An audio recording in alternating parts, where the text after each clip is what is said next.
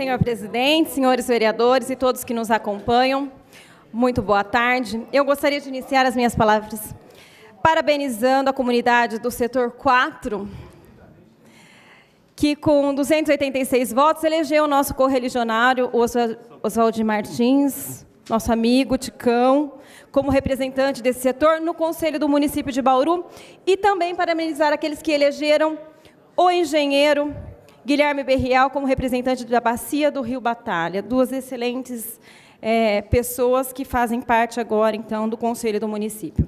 Senhor presidente, senhores vereadores, eu farei aqui o que o vereador Coronel Meira e o nosso prefeito me pediu para que fizessem no dia de hoje, que é falar dos 100 dias desse novo governo.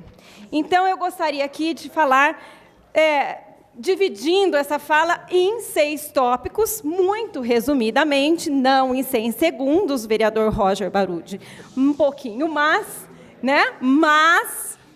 colocando aqui, subdividido em 6 tópicos. Vamos ver se dá tempo. O primeiro diz respeito a uma nova gestão, que foi colocada como uma gestão participativa, democrática e transparente.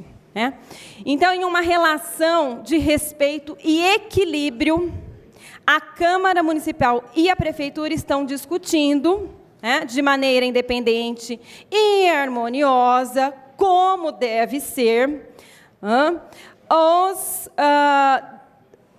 as leis que foram encaminhadas, e aqui eu gostaria de citar em números, foram 10 leis aprovadas e nós temos 8 tramitando aqui na Câmara e apenas uma aguardando informações da Prefeitura. Isso já demonstra, então, o empenho, o comprometimento dos 17 vereadores em dar a agilidade necessária na tramitação dos projetos, e claro, sempre, respeitando a condição de que o vereador tem total autonomia para pedir a informação que julgar necessária antes da discussão e aprovação aqui em plenário. Eu gostaria também de citar das leis aprovadas, uma delas, a alteração do artigo 73, que rege as diretrizes para o uso sustentável das APAs, as áreas de proteção ambiental, e concilia a ocupação humana ordenada com a preservação dos seus recursos naturais. Outra lei aprovada foi a que estabeleceu as novas regras para a implantação de empreendimentos habitacionais de interesse social, o que vai permitir que, dentro de 30 dias, aproximadamente, sejam entregues os títulos de propriedade para 93 famílias moradoras do Jardim Vitória, Cutuba e Jardim Olímpico.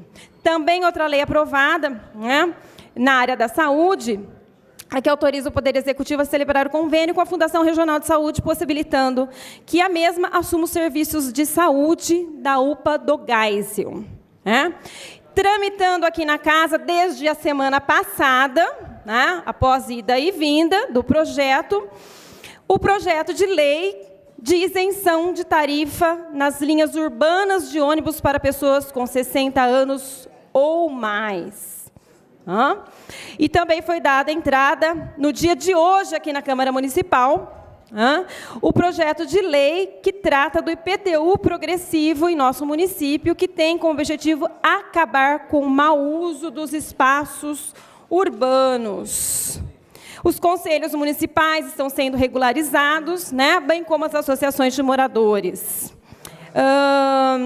Também gostaria aqui de citar que teremos em breve, como anunciado, o novo portal da transparência, a subprefeitura substituindo as regionais administrativas, a ouvidoria, o Disque Saúde para tirar dúvidas, orientar e receber reclamações críticas e sugestões na área da saúde, e no DAE, na Secretaria de Obras, já está em fase de testes um aplicativo do WhatsApp para informações e reclamações de buracos e vazamentos, o que vai diminuir muito a demanda nossa, inclusive aqui na Câmara Municipal.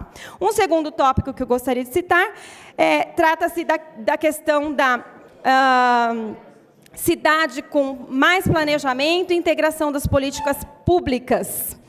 A Prefeitura vem negociando e renegociando com os grandes devedores, com proprietários de imóveis com contratos de aluguéis com a Prefeitura, também está revisando as ações da dívida ativa e trabalhando intensamente para a resolução dos problemas relativos à dívida federalizada.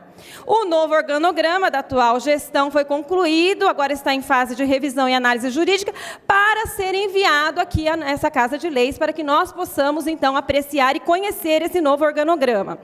Dentro desse organograma também está prevista a implantação do Instituto de Planejamento, que terá como missão produzir, analisar e acompanhar cenários para o desenvolvimento estratégico e sustentável da nossa cidade. Um terceiro tópico, trata-se de uma cidade inovadora, sustentável, saudável e segura juridicamente aos investimentos. E para garantir, né, o desenvolvimento da cidade, foi dado início à revisão do plano diretor. Algumas ações dessa revisão já tiveram início com a regulamentação de 2 instrumentos do Estatuto da Cidade. O IPTU progressivo, que recebemos hoje, e o estudo de impacto de vizinhança. Esse desenvolvimento impacta também na habitação. E, nesse sentido, os processos de regularização fundiária estão sendo retomados, os projetos sociais relacionados aos empreendimentos já integres foram finalizados e estão em processo de licitação. Além disso, um censo habitacional para a cidade conhecer a demanda por moradia no município para os próximos 10 anos será contratado. O plano de manejo das APAs, Vargem Limpa, Campo Novo e Rio Batalha foi licitado e está na fase de validação dos documentos das empresas. A implantação das PPPs, parcerias público-privadas, principalmente para solucionar os problemas dos resíduos sólidos e da iluminação pública, estão em processo de oficialização. Também está sendo feita a revisão das leis de incentivos fiscais às indústrias, concessão de áreas, que hoje tramita aqui na Câmara Municipal. Na área,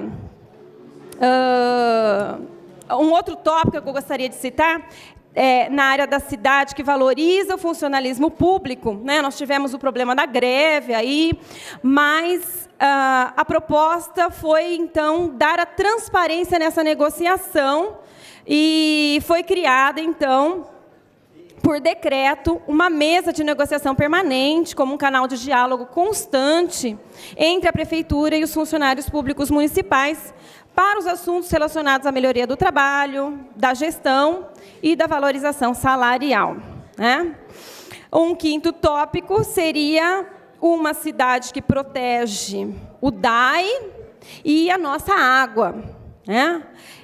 O DAI instituiu um novo modelo de gestão e está trabalhando no plano de recuperação financeira e estrutural da autarquia. Aos sábados são realizados mutirões para redução dos processos de cobrança, que eram em torno de 7.000 em janeiro, e hoje já diminuiu para 5.000. Além disso, um grupo de trabalho multissetorial está reestruturando os procedimentos de corte para a redução do índice de inadimplência, que hoje é de 26%. O projeto executivo para a reforma da estação de tratamento de água e a recuperação ambiental do Rio Batalha está finalizado. O sistema de água da região de Val de Palmas foi adequado e foram finalizados os projetos e obtidas outorgas para perfurar novos poços no Geisel e no Jardim América. E ainda para dar conta das atuais demandas de abastecimento de água em Bauru, foi elaborado um decreto que atribuiu ao DAI a competência para zelar pela aplicação das diretrizes estabelecidas no Plano Diretor de Águas do município.